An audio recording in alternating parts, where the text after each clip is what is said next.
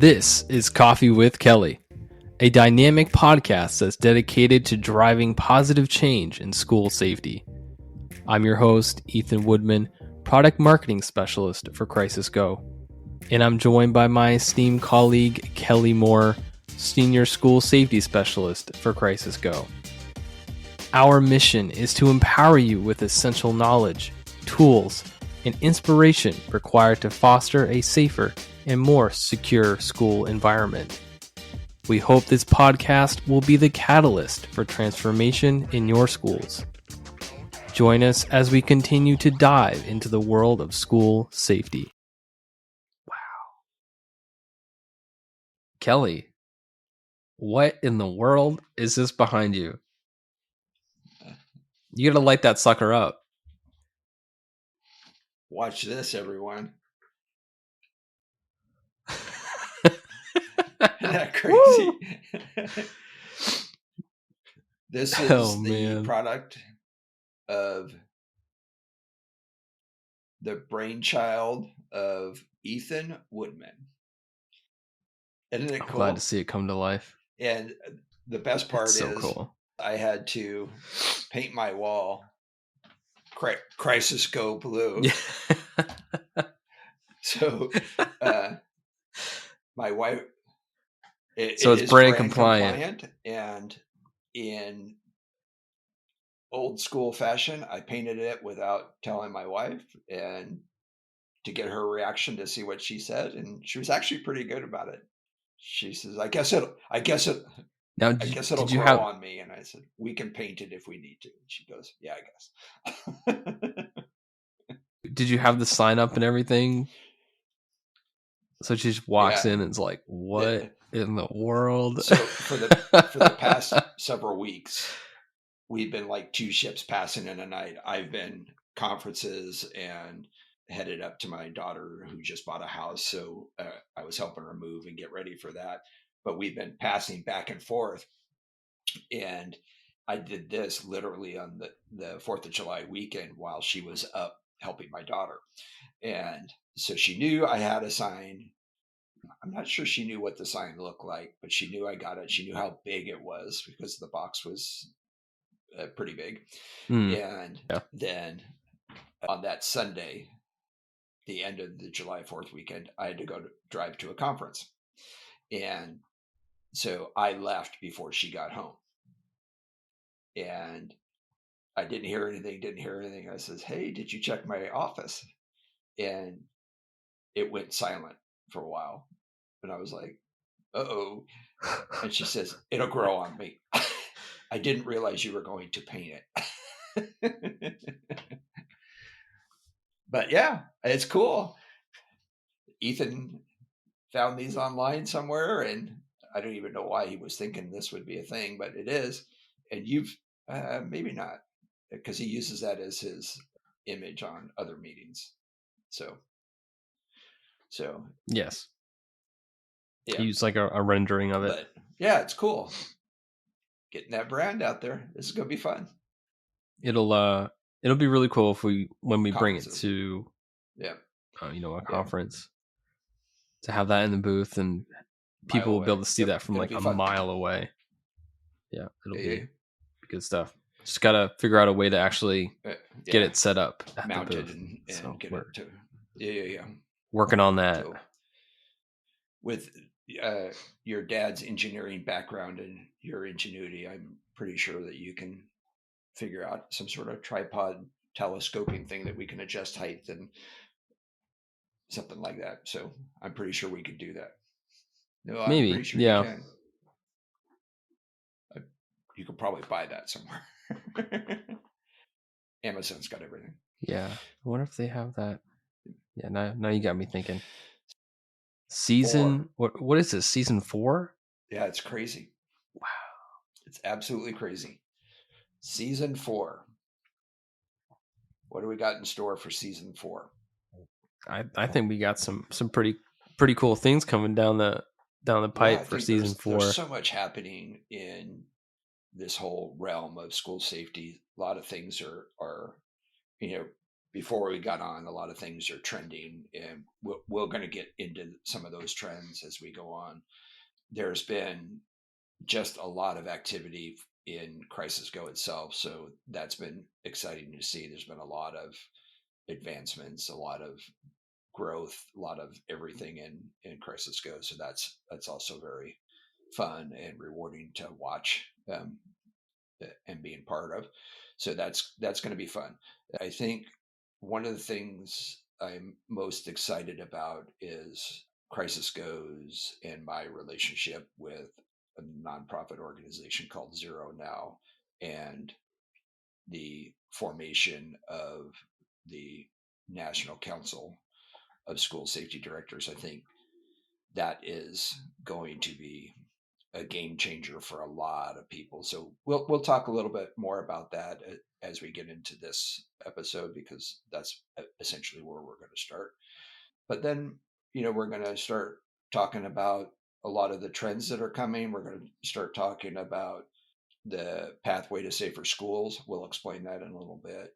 And there's going to be a lot of topics. I think there's going to be a lot of changes in school safety again this year as we move forward, and so there's going to be a lot of subject matter that we're going to talk with. We have prospects for some very exciting guests. We're going to bring back Jason Stoddard shortly. I need to get through this next month or so before I can start scheduling those. Just because it's just crazy for me right now. We have our second annual users conference coming up in Dallas this year, that week of September 23rd. Is that right? I think that's what it is, in the Dallas Fort Worth area. Yes. Yeah, it's at the Gaylord Texan Resort. So that's going to be exciting for us. We had great success last year, and looks like we're going to be building on that this year. So that'll be fun, and then everything else we're going to do. So stay tuned. Jump on the train. We're going. We're moving. So, yep. Jump on the bandwagon. And make sure to subscribe to the YouTube channel. Podcasts. We're trying to build that up. Blogs. So if you're listening on Apple or Spotify, like, you don't even have to listen to it on YouTube. I just want you to go over there and subscribe. Although if you go to YouTube, you could watch our faces. So if that's like something you're into, how could you not? Look what you got. How can you not? Makes it more personable. These faces. Yeah, if you go on YouTube, you can see Kelly's sign that we've been talking about and how cool awesome. It is. So, just saying, it's awesome. What's in the news today? Right. Do we have anything in the news today? Oh boy, Kelly. We've got we're starting off a little crazy here. So I'll just do this from memory because we've talked about it. So I think I always pretty much clear things with Kelly if I'm not sure if they're gonna work for our podcast or not. But I've cleared this with Kelly, and so he's gonna tackle it from a pretty neutral perspective, which I think is pretty cool.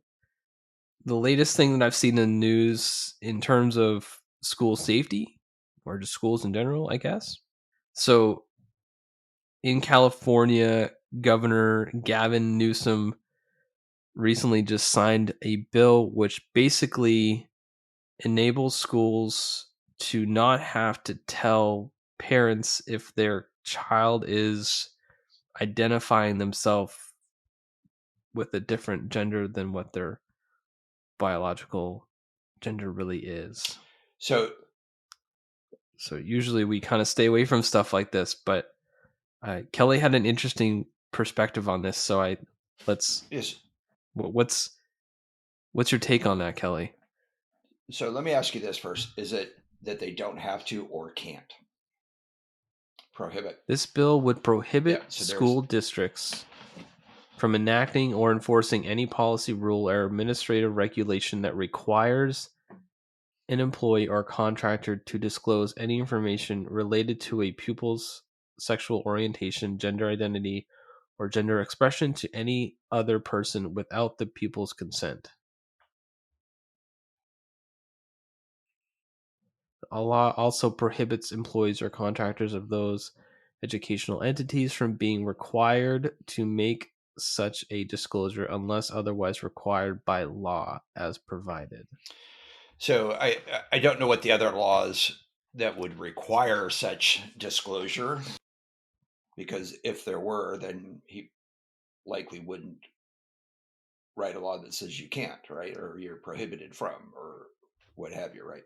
So but here's my take. Yeah. And without getting into this whole gender identity thing, there is one of the trends, and we see it we're seeing it more and more, where our schools are trying to engage the parents and the community in school safety and just in general, trying to increase the engagement between parents and the school community, right? Right, because that's Right. going to help foster Well, trust. and not only that, if you do it that. takes your stakeholders into account, their perspective. What do you want from your community? What are the expectations of your community? And then when you write a law like this, it says you can't communicate, even though it's a small piece. There's a lot of anxiety around this, and regardless of what side of the political aisle you're on this type of ideology, it, to me, that just puts up a big wall, or just encourages schools and parents not to talk to each other. How does a parent go in and question what a school is doing when there's a law that says, I don't have to tell you, so I'm not telling you. In fact, I'm prohibited by law, right, from saying this, right? So how does that foster a good relationship? And generally speaking, we always hear about FERPA and these other privacy laws, and the school. Yeah, I was gonna bring that up to you too. Yeah, except for this, kind of similar, right? There's, and I'm going to qualify this by saying I'm not a FERPA expert, but there is very little in FERPA that absolutely prohibits the school from sharing information with the parent of the child, because the parents still have the responsibility of raising the child, right? We haven't acquiesced our rights to the schools and said, here's my child, you raise them how you see fit. We have this dialogue. What are you seeing? How's my child behaving? How's this going on? And now you're saying, nope, we're prohibited from saying this. And this is just one of those laws that I think is driving a wedge between the teachers or the schools in general, educators, and parents, when we really should be encouraging more dialogue, more communications, especially when we're talking about all of these deep rooted concerns about mental health issues. Right. And again, I'm not a early childhood developmental expert in psychology or any of that fun stuff. But let's look at the potential there. If my kid is struggling and I notice they're struggling and I ask for the school's help, or I want them to align with what I'm thinking, and they, well, we can't do that. We can't have this discussion. Right? That's It just seems, yeah, it doesn't work. Yeah, that doesn't work. It's silly, and I would gladly have that conversation with Mr. Newsom. I would love to be Yeah. a fly on the wall for that one.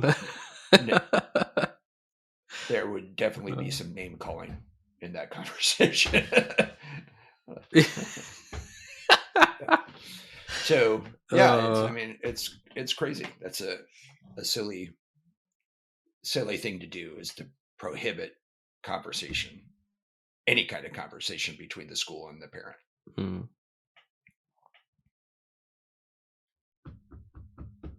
Yep, I agree. I definitely I would respond pretty strongly as a parent to that one. And here's the other potential backlash from this. It is, if I can't talk to you about my child, what's my option?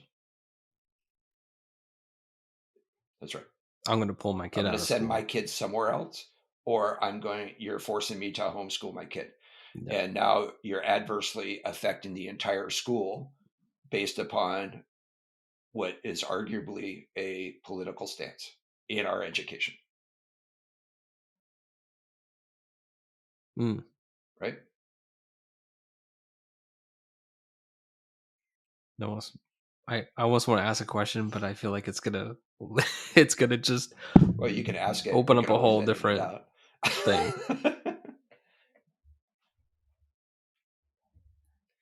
Like,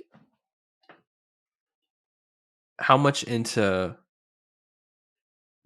politics do schools need to be? And that's kind of tough, I think, because schools are generally a government entity. So, like, well, there's like so many questions I could ask, like how much influence do politics need to have on schools, and how much politics do schools need to so like talk about or impose on their students, so I guess, politics, if you will, are part of everyday society, right? Schools, public schools are essentially governmental agencies, right? And so politics are going to be involved. Here's what the argument is, right? And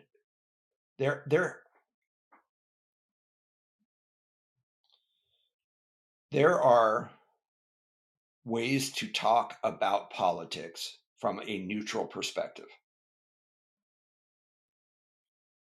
But forcing somebody's policies and politics into our schools is, I don't care what side of the aisle you're on, is not appropriate.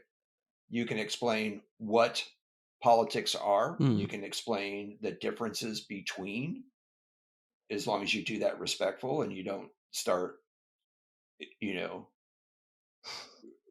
one or the other. Let's talk about the fundamental differences. And let's have that discussion and let people make up their own minds. We teach things in educational environments for the purpose of creating, productive citizens, people who can think on their own, make their own decisions, and so forth. If we inject our personal politics into the school systems, we failed. And from a public school safety perspective, or a school safety perspective in general, there have been very few problems that politicians have solved successfully. So, and so I would agree with that one. If that's where we want to go, then let's talk about that, and let's be successful. understand what the problem is that we're trying to solve, not just based upon a single political view, right? Or a way in which you gain power or political clout based upon something that you're doing. We're talking about our children. We're talking about safety. We're talking about our communities. Let's take that into consideration first, and let's understand the problem that we're trying to solve, and actually try to solve the problem. We've talked about this before. Most of the mandates and stuff that come down from the politicians down to the schools solve a problem, not the problem. And that's why I think our involvement in Zero Now and the National Council of School Safety Directors is so valuable, not only to us and our partnership as a company, but the fact that we have like-minded people who are trying to solve the problem of school safety and school violence and victimization in our schools. And so bringing that sort of mindset is, let's solve the problem, not just a problem, and let's be strategic. Let's not try to solve one problem while creating many more problems.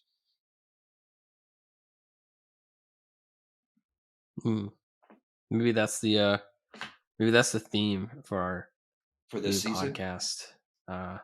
Season. Let's solve the problem. Solving the problem, not a problem. The problem without creating other problems.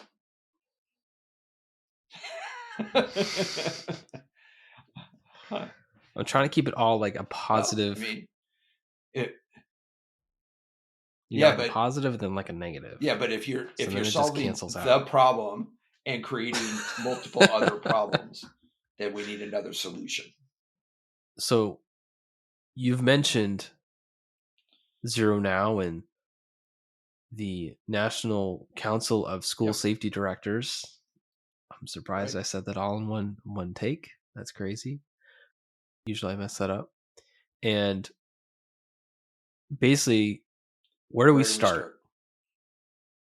Why a school safety director? Why as a school, why do I need one? I think we're doing just fine. We're good. Yep. I don't need this. So let me give you a little history Talk to me. Zero Now and the NCSSD, the National Council of School Safety Directors. So they all started Zero Now.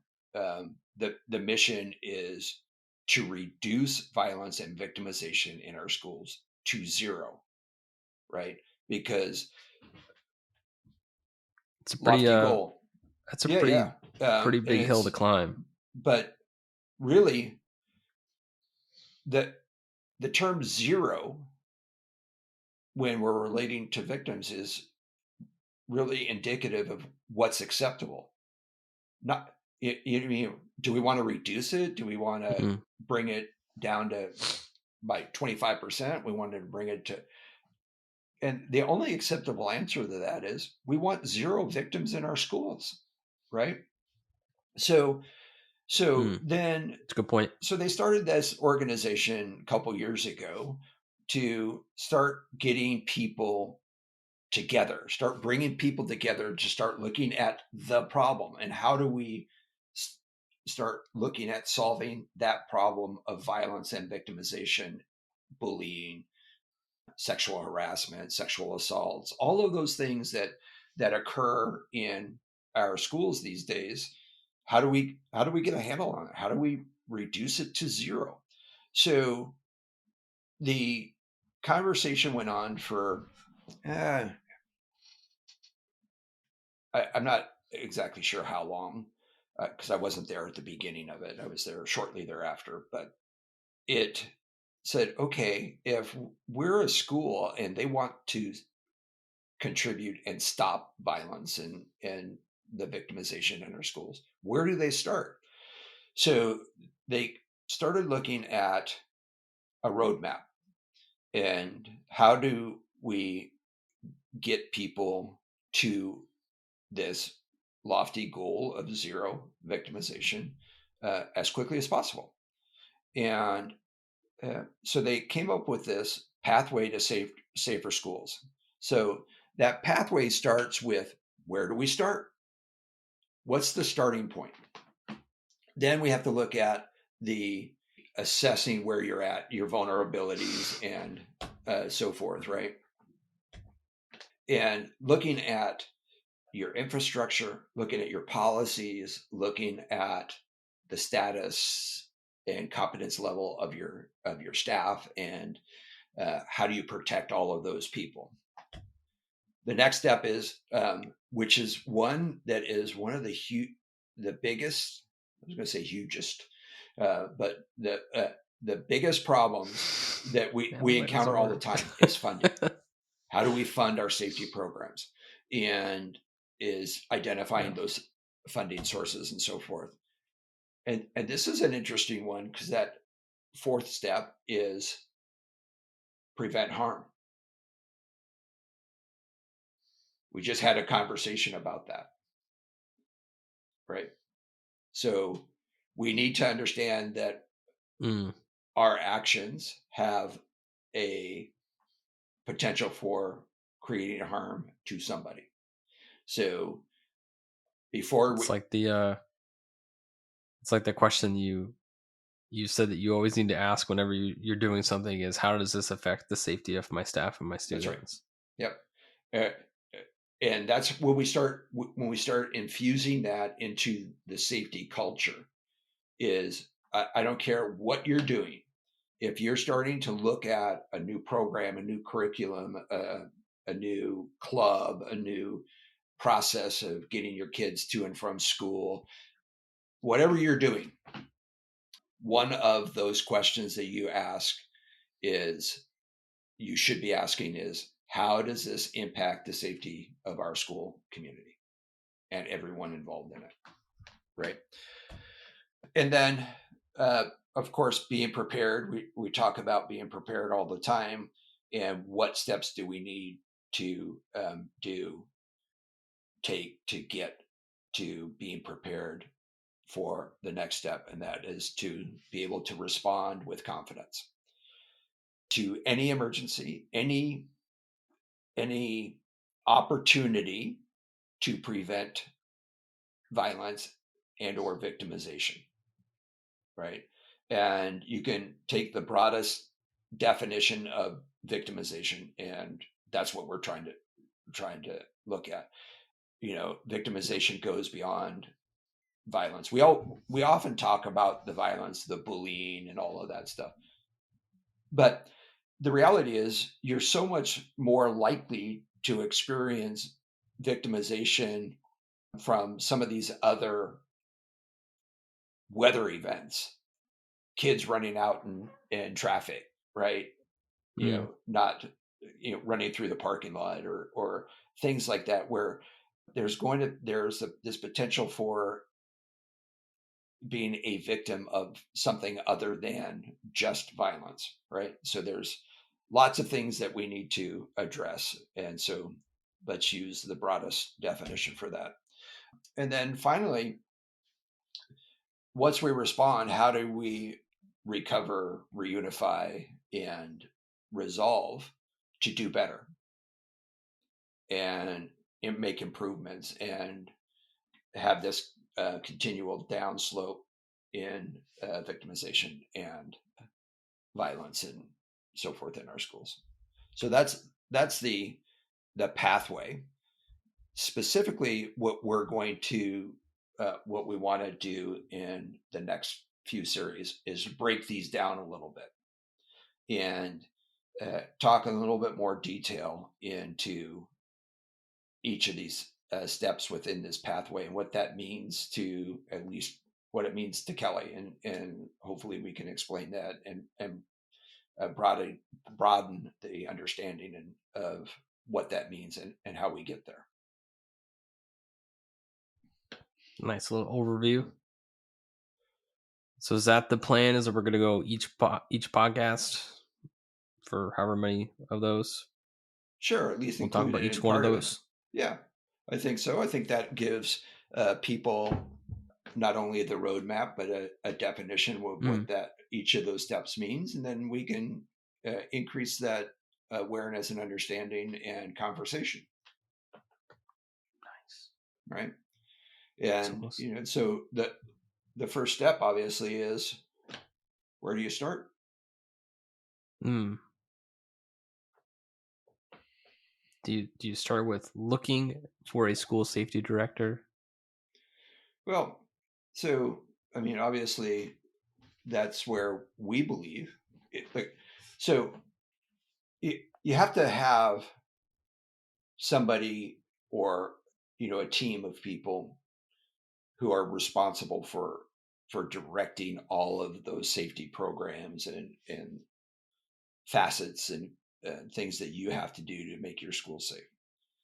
So you can say, and this says start with the safety team, right? And because it's the safety team that's responsible for that, whether it's in a building or whether it's in a district, it's the safety team. But when push comes to shove, somebody has to be responsible.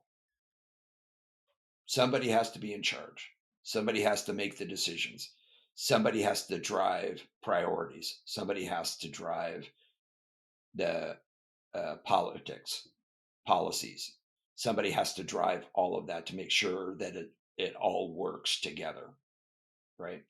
And so while we're starting with the safety team, we also have to start with that person who's going to be responsible for it. Ultimately, the school board and the superintendent are responsible for the safety of the school and the school's community. Mm. But somebody has to every day wake up and say, okay, what do I have to do to keep our schools safe today? Somebody has to do that. And that's the school safety director. So in your block, it says to designate a leader with relevant experience. Mm-hmm. So So what kind of experience, if I'm a school, what kind of experience should I be looking for in this type of role? somebody who,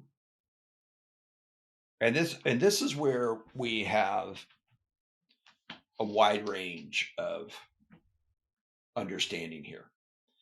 So let me take one step back. What does in today's educational public schools, what does a school safety director look like? Who is that person currently, right? So we know that there are very few states, relatively speaking, maybe 5, 6, 7 states, that mandate a school have somebody responsible for the safety in their school districts. Even fewer that mandate the safe somebody to be responsible for the safety in each building. Like there would be a person for each building? Somebody's got to be responsible for that, right? But somebody has to have the umbrella program. Mm-hmm. But then at some point, that's got you have the foot soldiers on the ground at each building. You have some of these school districts that have 200 plus schools. You can't have one person that's in charge of every building and making sure that every building is Now, safe. so are you saying that you'd have a school safety director for each building, or is the school safety director in charge of all of them, and then you have like school safety coordinators underneath the school safety director that are So whatever you call them, right? So you would have a school safety director generally. Um, we believe that should be at the cabinet level. Mhm. That school safety director should sit in cabinet meetings and encourage that safety discussion and that analysis that we just talked about of how does this impact school safety. That's at the district level for the overall umbrella program of safety in the school districts. Gotcha. But then we have to have school administrators from each building who are part of the district safety team, or maybe a regional team, depending on the size of your district and workload and span of control and that kind of stuff. But then whatever is decided at the district level has to get pushed down and operationalized at the building level. And you have to have somebody who's responsible for that. Typically, it's ultimately it's the principal, but you could delegate that to somebody. But you have to designate somebody at the district level and at the building level to be responsible for the safety of that. So that if I'm a safety director and I have a mandate or I have a directive, that I know who is responsible for carrying that out. Right. So one of the things that the current status, and when we're looking at the current status of safety directors in the United States right now, is while we have a lot of people who are designated to be the responsible person for safety in our schools, oftentimes it's a collateral assignment. It's an assistant superintendent. It's a director of student services. It's sometimes, surprisingly, I've seen many people, many titles, let's say that are considered the safety person. Facilities, transportation. I've seen IT people. Wow. I've seen business managers. I've seen communications managers or directors. So, and all they're doing is designating somebody because somebody said, "Oh, I have to designate somebody. Kelly, you're the person." Right. And so you don't have a whole lot on your plate. This is your role now. Yeah. Right. And I'll tell you, it was through the wisdom of my boss at the school district. She was an assistant superintendent in charge of student services. And she looked at when somebody said, "Oh, that's your responsibility."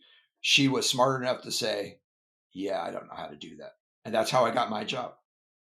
Is she went through and developed the minimum requirements for that position, created that position, created the funding for that position, and then through some conversations, I ended up with that job. But it was because she realized this is a bigger task than she understood. Yeah. And she needed somebody who could focus on that. So kudos to her. And she allowed me to do what needed to be done. So, kudos to her. But a lot of districts don't. A lot of people just designate somebody without understanding what it is. And it's understandable because they're educators. So what we're trying to do with the NCSSD is look at the school safety director, because we believe everyone should be mandated to have one. If you're not mandated, you should do it all by yourself, because it's an absolute necessary piece to this educational climate that we're in right now. You said a very interesting word there, Kelly. You said mandated.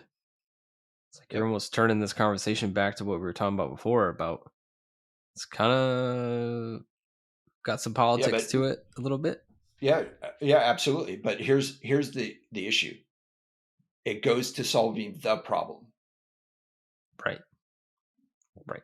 And not a very specific thing. Yeah. Right. Yeah. It goes to solving the problem. But we can't just mandate the position. We have to mandate that it's the position and that they have relevant experience.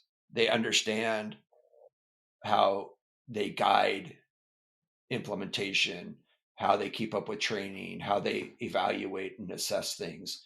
They have to understand all of that stuff.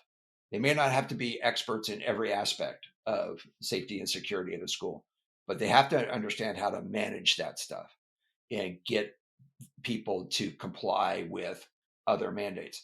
But I use the word mandate, and I don't use that word loosely, because we also know that the culture today, we've talked about this many times in our previous podcasts, that is that the schools don't do anything unless they're mandated to do so. Unless they're If we forced. leave it up to the schools to decide, then they're going to continue to flounder. So until we start infusing safety into teacher certifications, administrative certifications, That's what I would like to and see. yeah, absolutely. We've talked Yeah. about that before, right? Is you're required to get a certificate for teaching, and there's these certain criteria that you have to meet to get that certification. And I believe that for every certification that's required, there's a level of emergency response management, implementation, and such that should be commensurate with that certificate. Yeah, like if So a you're teaching going to school to be a teacher, there should be school safety 101, and right? then school safety 102, these courses that you What? take. Yeah. What's the one of the biggest obstacles that we see? I'm not an expert. Yeah. Okay, let's make you experts. Let's make you at least understand your responsibilities. Again, we're 25 plus years beyond Columbine, and let's start tackling that. At least understand what you're responsible to do at your level within the education system. So if you are in a school that appoints the assistant superintendent as the school safety director as well under those duties, then they understand what that means. They might not be up to date on it because they haven't practiced it or whatever, but at least they understand where to start, what they need, what their responsibilities are, and then they can start moving forward. Right now, we're appointing people with one of the most important functions within the schools these days that has zero idea what they're doing. Hmm. Right. Scary So thought. yeah, so let's do that. And while we're focusing on school safety directors as a title, it we understand that not everyone is going to be able to afford that. So what we're trying to do is create a standard that people should have a minimum knowledge base that they can set a foundation and they can start working towards and working through and understand that process, so that when they get that job, they understand what it is. They know what they're doing, Hmm. and it wouldn't take too long to get up and running. I'll tell you, when I took my job as the safety coordinator for a school district, I had no idea what I was getting into, Hmm. but I understood the responsibility, and I understood the processes, and I understood that I needed to take a step and assess what it is that we currently have, and then start questioning what we had to find out if we could do it better. Right. So So, and a that's question, all we're asking. I would have, and I think you've kind of touched it a little bit, is Mhm.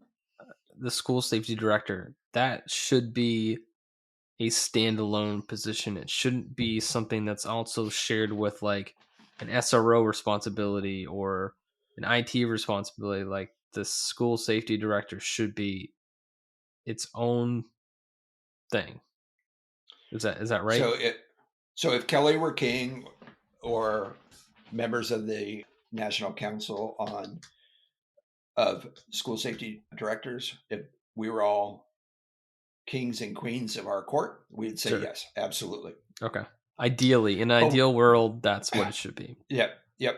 But the reality is even if we get there, we have to start where we're at, where we're currently at.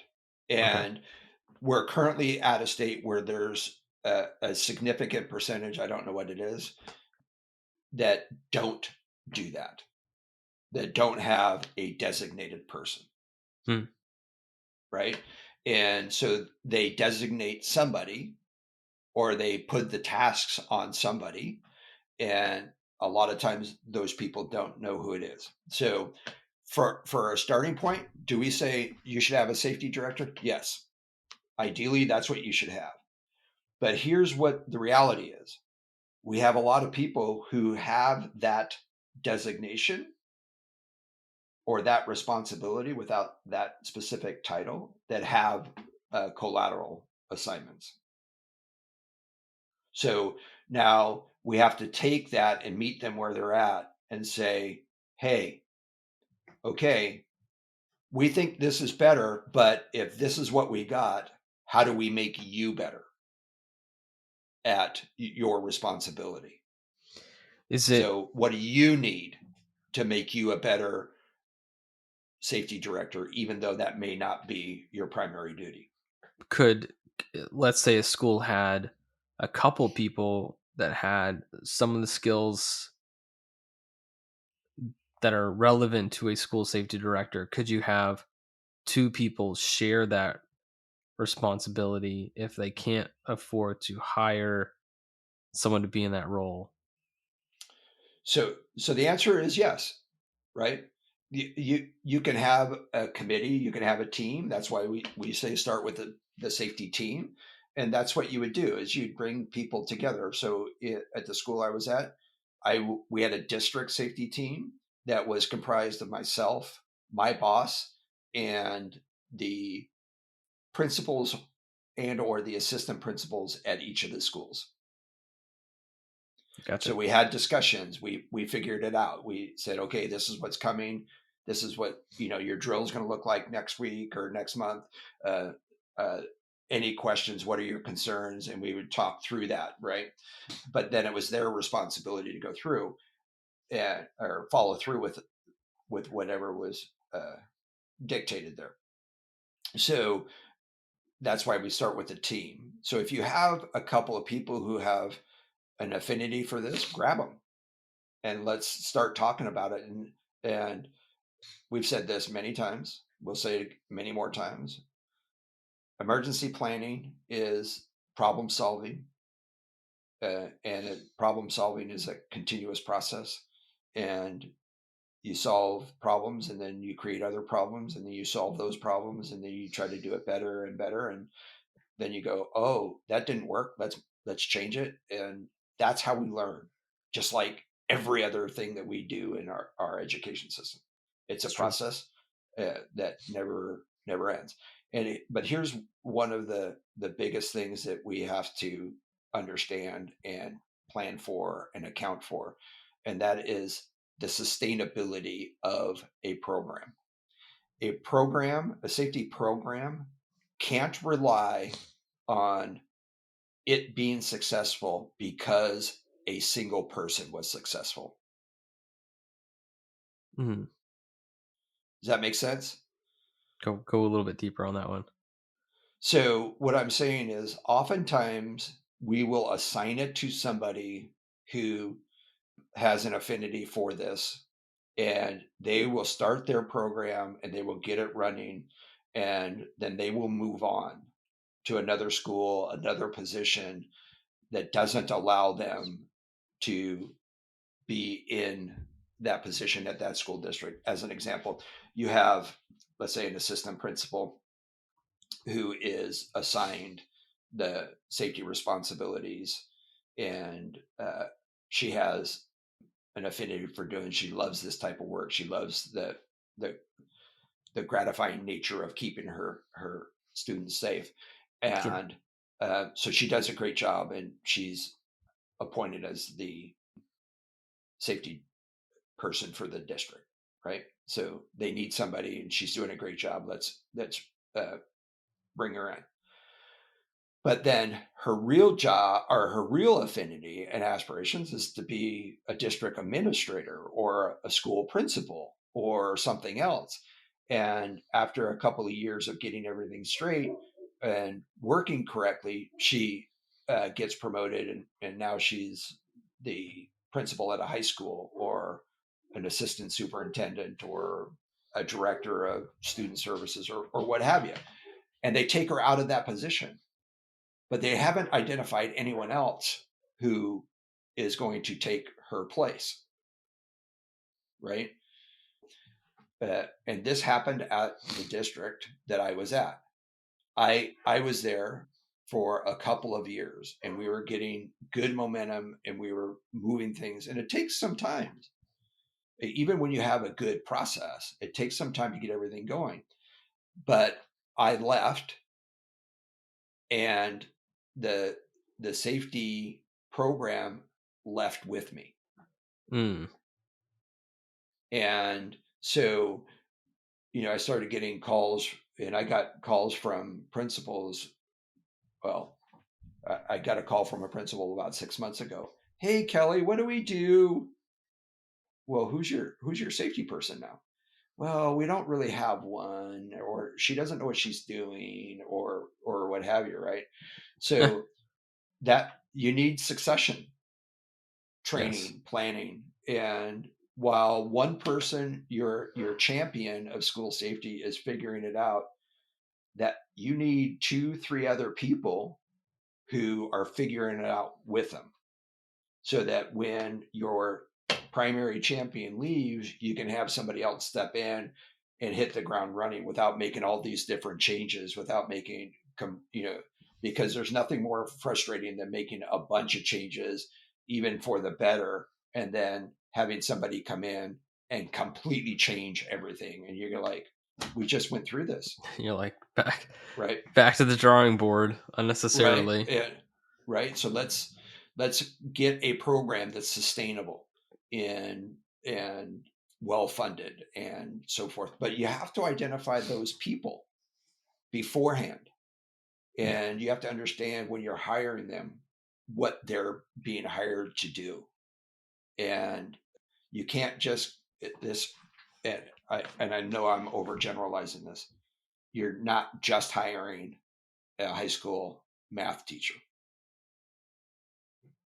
You're hiring somebody who's responsible for all aspects of the safety of your staff and your students in your school community. So from that perspective, you need people who understand that. And you need to understand what you're hiring and who you're hiring for. And that's part of what we're doing at the National Council of School Safety Directors. Try saying that 10 times fast. Right. Right. We'll get to it. Where it just rolls right off the tongue. Or not. National School Safety. National Council of School Safety Directors. National Council of School Safety Directors. Right. Maybe one of these days I'll be on the podcast and I'll have a Zero Now shirt on. I have one. I have two, actually. Yeah, not my size. Well, I could turn that around and just say, you're not the size of my shirt. I could be if I really wanted to be. Yeah. So, I mean, that's really where you start, is get somebody who knows what they're doing.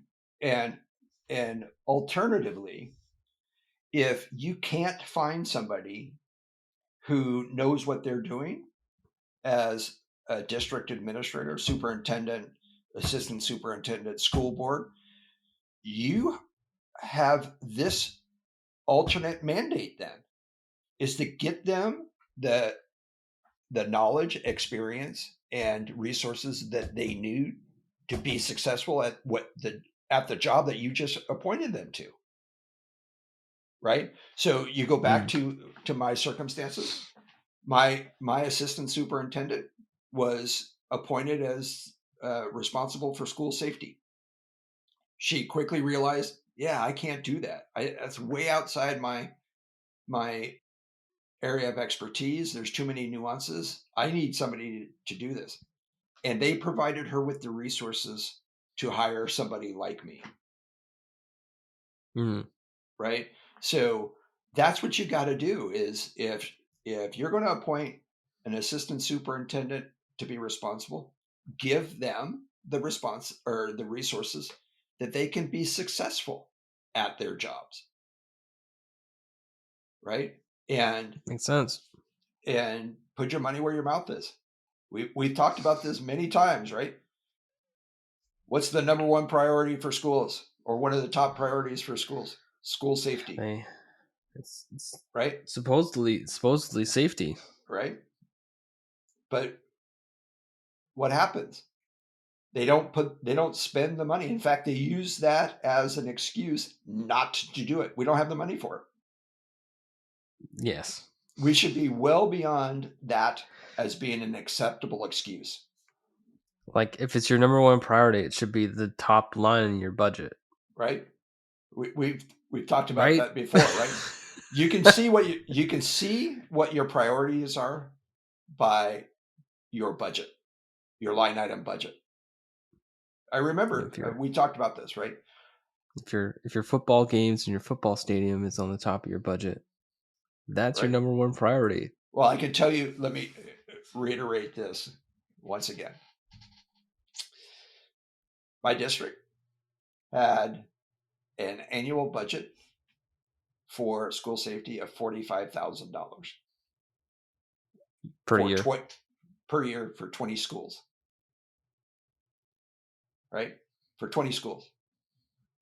It costs around $55,000 to put on the Friday night football game, each one. Wow. So, like, what? How does it cost that much? Trust me, you have all of these expenses, and you have to hire security, you have to do all these things. But, that's crazy, right? But it's when you start doing all of that stuff, and you look at what's the priority. Am I saying cut out high school athletics or educational athletics? No. But if you want to look at what the priority is, I can tell you what the priority is. And it ain't safety. Yeah. Right? So pretty easy to figure out. Yep, figure it out. And this is not an option. This is a mandate by Kelly. Figure out how you're going to fund this school safety program. You have to do that, because if you don't, you're going to pay. It's one of those things, pay me now or pay me later.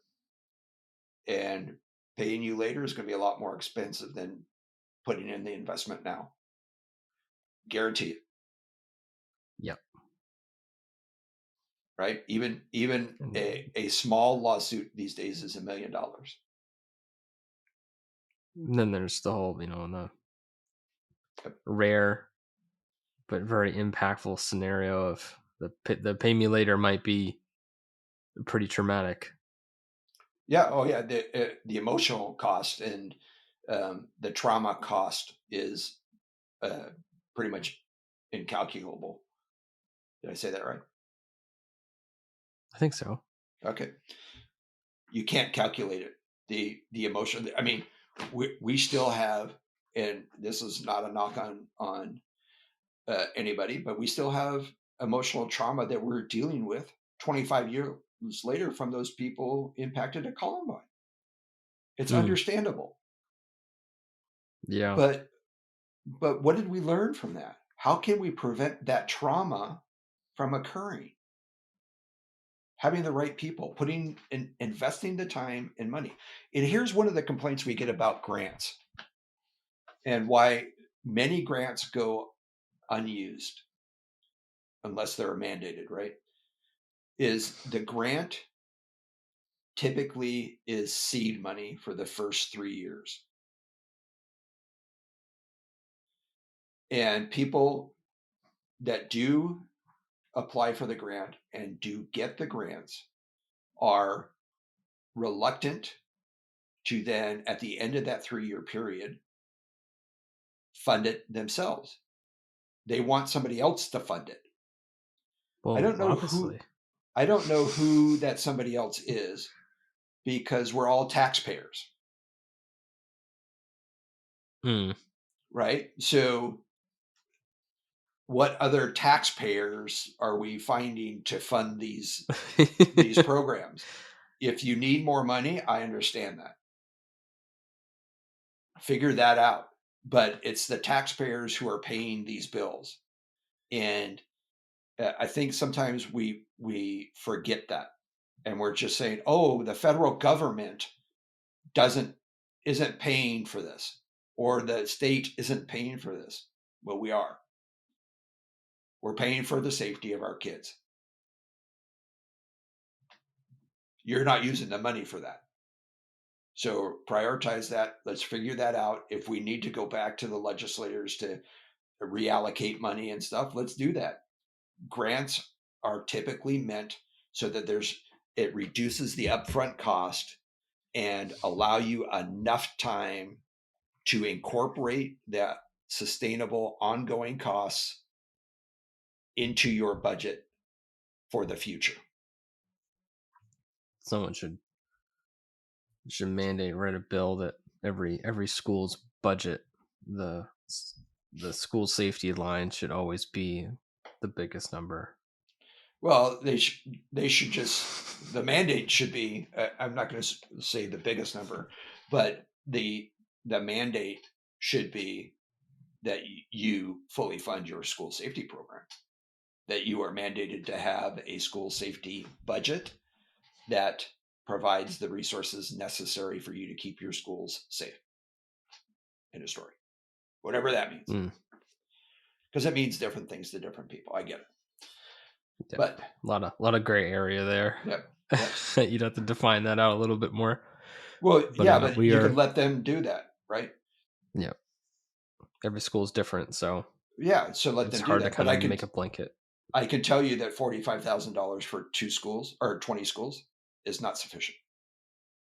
Yeah, no, that's right. Hardly anything.